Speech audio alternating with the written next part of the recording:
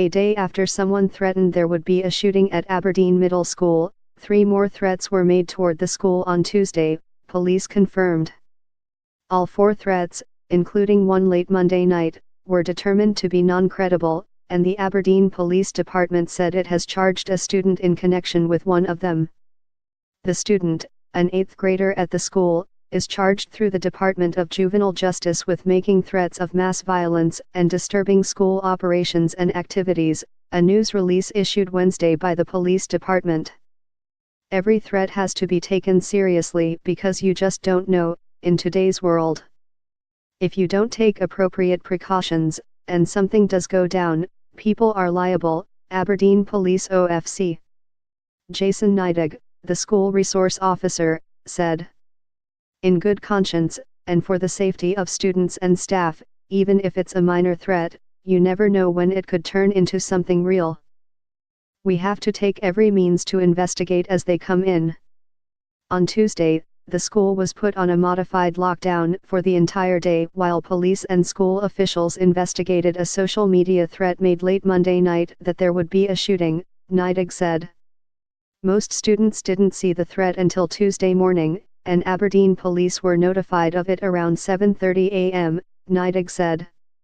The threat was made on Instagram through a new social media app called Saraha, according to the news release. Aberdeen Middle School was placed on a modified lockdown much of Tuesday as city police and school officials investigated a social media threat that there would be a shooting, police said.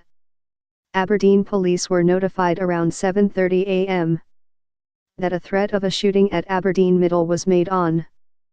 Aberdeen Middle School was placed on a modified lockdown much of Tuesday as city police and school officials investigated a social media threat that there would be a shooting, police said. Aberdeen police were notified around 7:30 a.m. that a threat of a shooting at Aberdeen Middle was made on. It said there would be a shooting at the school at 11:23 a.m. Tuesday, Neidig said.